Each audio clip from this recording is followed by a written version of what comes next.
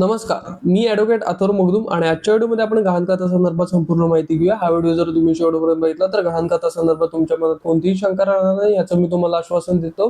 आणि ह्या व्हिडिओमध्ये तुम्हाला गहाण खाता संदर्भात A to Z माहिती बघायला मिळेल। तुम्हाला अन्य कोणताही व्हिडिओ बघण्याची गरज भासणार नाही। तर चला सुरू करूया। ह्याच्यामध्ये पहिला प्रश्न आहे, गहाण खत म्हणजे काय? गहाण खताचे प्रकार कोणते कोणते आहेत? गहाण खत रजिस्टर करायचं की नोटरी करायचं? गहाण खतासाठी स्टॅम्प ड्युटी किती लागते? गहाण खतासाठी ड्राफ्टिंग कसं करायचं असतं? गहाण खताचं रजिस्ट्रेशन प्रोसेस कसं असतं आणि गहाण खतासाठी खर्च किती येतो? या सर्व गोष्टी आज आपण व्हिडिओमध्ये बघणार आहोत। तर चला सुरू करूया। सर्वात पहिला मुद्दा आहे, गहाण खत म्हणजे काय? ज्यावेळेस तुम्ही तुमची मालमत्ता बँकेकडे सिक्युरिटी म्हणून ठेवता आणि त्या मालमत्तेच्या बदल्यात बँक तुम्हाला कर्ज देते किंवा पैसे देते, या प्रोसेसला म्हणायचं तुमची मालमत्ता बँकेकडे गहाण ठेवणे। आणि बँकेला सुद्धा एक ॲश्युरन्स गरजेचा असतो, बँकेला सुद्धा एक आश्वासन गरजेचं असतं। बँक तुम्हाला सहजासहजी कर्ज देत नाही, त्यामुळे बँक पण तुमची मालमत्ता गहाण म्हणून ठेवून घेते।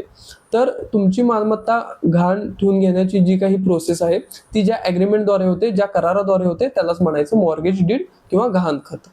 आता आपण बघूया गहाण खताचे प्रकार कोणते कोणते आहेत। त्याच्यामधला पहिला प्रकार आहे सिंपल मॉर्गेज। सिंपल मॉर्गेज मध्ये काय होतं, तुम्ही मालमत्ता बँकेकडे गहाण ठेवता पण त्या मालमत्तेचा ताबा आणि मालकी हक्क हे दोन्ही सुद्धा तुमच्याकडे असतं। म्हणजे फॉर एक्झाम्पल एखाद्या व्यक्तीने सिंपल मॉर्गेज केलं तर एखाद्या व्यक्तीने सिंपल मॉर्गेज करून घर गहाण ठेवलं तर त्या घराचा मालकी हक्क आणि ताबा ह्या दोन्ही गोष्टी त्या व्यक्तीकडे असणार आहेत जो कर्ज घेतलेला आहे। त्यामुळे तो घरात ये जा करू शकतो, घर वापरू शकतो नेहमीसारखं आणि त्या घराचा मालकी हक्क सुद्धा त्याच्याकडे असणार आहे। पण जर समजा भविष्यात त्याने कर्ज फेडलं नाही तर अशा केसमध्ये बँक त्याची मालमत्ता म्हणजे जी मालमत्ता त्याने गहाण ठेवलेली आहे ती मालमत्ता विकून त्याच्या कर्जाची रक्कम वसूल करू शकते। आणि ट्रान्सफर ऑफ प्रॉपर्टी ऍक्टच्या सेक्शन 67 नुसार बँकेला राईट टू फोरक्लोजर अँड सेलचा अधिकार आहे। त्यामुळे जर समजा तुम्ही एखादी मालमत्ता बँकेकडे गहाण ठेवला आणि जर समजा तुम्ही कर्जाची रक्कम परतफेड केली नाही तर अशा केसमध्ये बँक तुमची मालमत्ता विकून कर्जाची रक्कम वसूल करू शकते।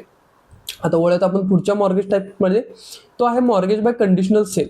म्हणजे तुम्ही तुमची मालमत्ता ही समोरच्या व्यक्तीला म्हणजेच कर्जदाराला किंवा बँकेला विकता पण काही अटींखाली, त्या प्रकारच्या मॉर्गेज डीडला म्हणायचं मॉर्गेज बाय कंडिशनल सेल। म्हणजे फॉर एक्झाम्पल एखाद्या व्यक्तीने मॉर्गेज बाय कंडिशनल सेल करून प्रॉपर्टी ही बँकेला विकली पण त्याच्यामध्ये त्याने अट टाकली की पुढच्या 2 वर्षात मी कर्जाची रक्कम फेडेन। तर म्हणजे त्या व्यक्तीने ज्याने कर्ज घेतलेला आहे त्याने जर पुढच्या 2 वर्षात कर्जाची रक्कम परतफेड केली तर पुन्हा मालकी हक्क हा त्या व्यक्तीच्या नावाने येणार। पण मॉर्गेज बाय कंडिशनल सेल आणि सेल डीड हे एकमेकांचे सख्खे भाऊ आहेत, त्यामुळे ते एकसारखेच वाटतात। पण जर समजा मॉर्गेज बाय कंडिशनल सेलचं ड्राफ्टिंग तुम्ही व्यवस्थित केलं नाही तर ते परमनंट सेल डीड वाटू शकतं आणि तुमची मालमत्ता तुमच्या हातातून जाऊ शकते। त्यामुळे मॉर्गेज बाय कंडिशनल सेल करण्याऐवजी करण्याच्या वेळेस तज्ञ वकिलांचा सल्ला घेऊन तुम्हाला व्यवस्थित ड्राफ्टिंग करायचं आहे।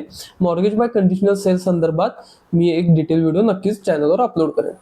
आता पुढचा टाईप आहे तो आहे इंग्लिश मॉर्गेज। इंग्लिश मॉर्गेज मध्ये काय होतं, तुम्ही त्या मालमत्तेचा म्हणजे जी मालमत्ता गहाण ठेवणार आहात त्या मालमत्तेचा मालकी हक्क बँकेच्या नावाने म्हणजेच कर्जदाराच्या नावाने ट्रान्सफर करता आणि ज्यावेळेस तुम्ही कर्ज परत फेडाल त्यावेळेस कर्ज फेड झाल्यावर पुन्हा ती जी काय मालमत्ता आहे ती तुमच्या नावाने येईल। त्यामुळे अशा ज्या मालमत्तेचा टाईप असतो ज्याच्यामध्ये मालकी हक्क तुम्ही समोरच्या व्यक्तीला म्हणजेच कर्जदाराला देता, अशा टाईपला म्हणायचं इंग्लिश मॉर्गेज। त्याच्यानंतर पुढचा टाईप आहे युझोफ्रॅक्चरी मॉर्गेज। युझोफ्रॅक्चरी मॉर्गेज म्हणजे तुमची जी मालमत्ता तुम्ही गहाण ठेवणार आहात त्या मालमत्तेवर जे काय इन्कम येतं, जे काय उत्पन्न येतं त्या उत्पन्नाचा वापर तुमची कर्जफेड करण्यासाठी केला जाईल। म्हणजे फॉर एक्झाम्पल तुम्ही एखादी शेती गहाण ठेवली असेल आणि त्या शेतात एखादं पीक असेल तर त्या पिकापासून जे काय उत्पन्न येतं त्या उत्पन्नाचा वापर करून तुमची कर्जाची रक्कम ही भरली जाईल किंवा कर्जाची रक्कम ही फेडली जाईल। त्यानंतर पुढचा आहे इक्विटेबल मॉर्गेज। बँकेचा सर्वात लाडका मॉर्गेज टाईप म्हणजे इक्विटेबल मॉर्गेज। बँक सहसा तुम्हाला इक्विटेबल मॉर्गेज करायला सांगते। आता इक्विटेबल मॉर्गेज म्हणजे तुमच्या मालमत्तेचे ओरिजिनल डॉक्युमेंट, ओरिजिनल दस्तावेज, ओरिजिनल कागदपत्रे ज्यावेळेस तुम्ही बँकेकडे गहाण ठेवून कर्ज घेता अशा टाईपला म्हणायचं इक्विटेबल मॉर्गेज। म्हणजे तुमच्या मालमत्तेचे जे काही महत्त्वाचे डॉक्युमेंट्स असतील, ओरिजिनल डॉक्युमेंट्स, ते तुम्ही बँकेकडे गहाण ठेवता आणि कर्ज घेता, अशा टाईपला म्हणायचं इक्विटेबल मॉर्गेज। आता वळत आपण पुढच्या पॉईंटकडे, गहाण खत रजिस्टर करायचं की नोटरी? तर इंडियन रजिस्ट्रेशन ऍक्टच्या सेक्शन 17 नुसार गहाण खत हे नोंदणीकृत करून घेणं गरजेचं आहे। त्यामुळे गहाण खत हे तुम्हाला दुय्यम निबंधक कार्यालयात रजिस्ट्रेशन करून घेणं गरजेचं आहे। पुढचा पॉईंट आहे गहाण खतासाठी स्टॅम्प ड्युटी किती लागते? गहाण खतासाठी स्टॅम्प ड्युटी ही 0.5% लागते। 0.5% कशाच्या, तर तुमची जी काही कर्जाची रक्कम आहे, कर्जाची जी काही अमाऊंट आहे, त्या कर्जाच्या अमाऊंटच्या 0.5% ही स्टॅम्प ड्युटी लागते. फॉर एक्झाम्पल, एखाद्या व्यक्तीने कर्ज 10 लाख रुपयाचं घेतलेलं आहे, त्यासाठी तो गहाणखत करत असेल, तर त्याच्यासाठी स्टॅम्प ड्युटी ही 10 लाखाच्या 0.5% म्हणजेच 5,000 रुपये त्याची स्टॅम्प ड्युटी लागेल आणि 1% रजिस्ट्रेशन चार्जेस, म्हणजे 5 आणि 1 असे 6,000 टोटल त्याचे स्टॅम्प ड्युटी आणि रजिस्ट्रेशन चार्जेस होतील. आता वळत पुढच्या पॉईंटकडे, गहाणखतासाठीचं ड्राफ्टिंग. आता जे मी तुम्हाला मुद्दे सांगणार आहे, ते मुद्दे तुम्ही शांतपणे ऐका आणि ते जे मुद्दे आहेत ते तुमच्या गहाणखतामध्ये येणं अनिवार्य आहे. त्यामुळे आता शांतपणे हे मुद्दे तुम्ही नोट डाऊन करून घ्या. तर याच्यामध्ये पहिला मुद्दा आहे, तो आहे नाव. तुम्हाला नाव, तुमचं पूर्ण नाव त्या गहाणखतामध्ये व्यवस्थित नमूद करायचं आहे. नाव, तुमचं वय, वर्ष, पत्ता, तुमचा आधार कार्ड नंबर, फोन नंबर, ह्या सर्व गोष्टी तुम्हाला गहाणखतामध्ये मेन्शन करायच्या आहेत. त्याच्यानंतर आहे कर्जाची रक्कम. तुमची जी काय कर्जाची रक्कम असेल ती तुम्हाला कर्जाची रक्कम तिथं प्रॉपर मेन्शन करायची आहे. त्याच्यानंतर व्याजदर, जो काय तुमच्या बँकेचा व्याजदर आहे तो व्याजदर तिथं तुम्हाला मेन्शन करायचा आहे. परतफेडीची अट, जी काय तुमची परतफेडीची अट असेल ती परतफेडीची अट तुम्हाला त्या गहाणखतामध्ये व्यवस्थित मेन्शन करायची आहे. त्याच्यानंतर मालमत्तेचा तपशील, तुमची मालमत्ता, मग ती घर असू दे, जमीन असू दे, फ्लॅट असू दे, जी काही मालमत्ता असेल त्याचा व्यवस्थित तपशील, त्याच्या चतुर्सीमा, ह्या सर्व गोष्टी तुम्हाला तिथे व्यवस्थित भरणं अनिवार्य आहे.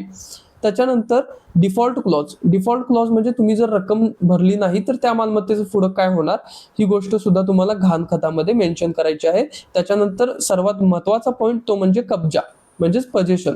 तुमच्या मालमत्तेचा कब्जा कुणाकडे राहणार हे तुम्हाला गहाणखतामध्ये व्यवस्थितपणे मेन्शन करणं गरजेचं आहे. म्हणजे तुमच्या मालमत्तेचा कब्जा हा बँकेकडे राहणार की तुमच्याकडे राहणार, हे तुम्ही गहाणखतामध्ये आवर्जून मेन्शन करा. त्याच्यानंतर पुढचा पॉईंट आहे, गहाणखताचं रजिस्ट्रेशन करायचं आहे. माझा सल्ला नेहमी हा असतो की ज्यावेळेस तुम्ही एखादा दस्त किंवा एखादा ॲग्रीमेंट वगैरे करत असता, दुय्यम निबंध कार्यालयाचं रजिस्ट्रेशन करत असता, त्यावेळेस त्या कार्यालयाच्या बाहेर जे एजंट असतात त्यांच्याकडून करून घ्यायचं आहे. ते व्यवस्थित करून देतात. त्यामुळे कृपया ज्यावेळेस तुम्ही एखादं दुय्यम निबंध कार्यालयात रजिस्ट्रेशनचं काम करत आहात, त्यावेळेस ते जे काही बाहेर एजंट असतात त्यांच्याकडूनच करून घ्या. तर सर्वात प्रथम तुम्हाला स्टॅम्प ड्युटी भरायची आहे, रजिस्ट्रेशन चार्जेस भरायचे आहेत, डाटा एंट्री, चलन, ह्या सर्व गोष्टी करायच्या आहेत. ते तुम्हाला जे काही एजंट असतील ते करून देतील. त्याच्यानंतर ज्या दिवशी तुम्ही गहाणखत रजिस्टर करणार आहात त्या दिवशीचं तुम्हाला टोकन घ्यायचं आहे. टोकन घेऊन तुमचे जे काही ड्राफ्टिंग असेल त्या ड्राफ्टिंगला तुमचे डॉक्युमेंट जोडायचे आहेत. म्हणजे तुमचे ओरिजिनल 7/12 उतारे, जर तुमची शेतीची मिळकत असेल तर 7/12 उतारे, त्याच्यानंतर तुमचे Aadhaar card, PAN card, 2 passport size photo, ह्या सर्व गोष्टी तुम्हाला जोडायच्या आहेत. जर तुमची शहरी एखादी मालमत्ता असेल तर त्या मालमत्तेचा मालकी पुरावा, म्हणजे मालकी हक्क सिद्ध करणारा एखादा पुरावा, म्हणजे मालमत्ता पत्रक वगैरे, ह्या सर्व गोष्टी तुम्हाला तिथे जोडायच्या आहेत. आणि तो ड्राफ्ट घेऊन ज्या दिवशी तुम्ही टोकन, म्हणजे ज्या दिवशी तुम्ही अपॉइंटमेंट घेतलेली आहे त्या दिवशी तुम्हाला तिथं जायचं आहे. सर्वात प्रथम तुमचा ड्राफ्ट हा दुय्यम निबंधक साहेबांकडे पाठवला जाईल. त्याच्यानंतर दुय्यम निबंधक साहेब तुम्हाला केबिनमध्ये बोलवतील. केबिनमध्ये गेल्यानंतर त्या तुमच्या मॉर्गेज डीड संदर्भात तुम्हाला नॉमिनल प्रश्न विचारले जातील. त्या प्रश्नांची तुम्हाला उत्तर द्यायची आहेत. त्याच्यानंतर तुम्हाला बाहेर पाठवतील. त्याच्यानंतर दुय्यम निबंधक साहेब तुमचं जे काय ड्राफ्टिंग असेल, तुमचे डॉक्युमेंट्स असतील ते व्हेरीफाय करतील, एकदा व्यवस्थित डोळ्या करून घालतील. आणि त्याच्यानंतर त्या दुय्यम निबंधक साहेबांच्या केबिनच्या बाहेर एक आधार आणि एक फोटो सेक्शन असतो. तिथं तुम्हाला जाऊन फोटो काढायचे आहेत. तुमच्यासोबत ते जे काही 2 साक्षीदार आलेले आहेत त्या साक्षीदारांचे सुद्धा फोटो काढले जातील. फोटो नंतर तुमचं थंब इम्प्रेशन घेतलं जाईल. आणि ह्या सर्व गोष्टी झाल्यानंतर तुमचं जे काय त्या दुय्यम निबंधक कार्यालयाचं रेकॉर्ड असतं त्या रेकॉर्डवर तुमचा दस्त नंबर, तुमची सही वगैरे घेतली जाईल आणि तुमचा दस्त नोंदणीकृत होईल. अशा प्रकारे तुमची गहाणखताची रजिस्ट्रेशन प्रक्रिया पूर्ण होईल. त्याच्यानंतर पुढचा मुद्दा आहे, गहाणखतासाठी खर्च किती येतो. आता गहाणखतासाठी खर्च जो आहे तो डिपेंड करतो तुमची कर्जाची रक्कम किती आहे. जसं मी तुम्हाला माझे उदाहरण दिलं, जर समजा तुमची कर्जाची रक्कम 10 लाख रुपये असेल तर 5% 0.5% स्टॅम्प ड्युटी म्हणजे 5,000. त्याच्यानंतर रजिस्ट्रेशन चार्जेस 1,000 म्हणजे 5 आणि 1 6,000. आणि तिथं जे काही डाटा एंट्री, चलन, ह्या सर्व गोष्टी असेल त्या गोष्टींचा खर्च असा पकडून तुमचा, जर समजा तुमची कर्जाची रक्कम 10 लाख रुपये असेल तर त्यासाठी जर गहाणखत करायचं असेल तर साधारण 10 ते 11,000 रुपये तुमचा खर्च येऊ शकतो. तर मी आशा करतो हा व्हिडिओ तुम्हाला समजला असेल आणि जरी ह्या संदर्भात काही शंका असतील तर तुम्ही खाली कमेंटमध्ये विचारू शकता. धन्यवाद.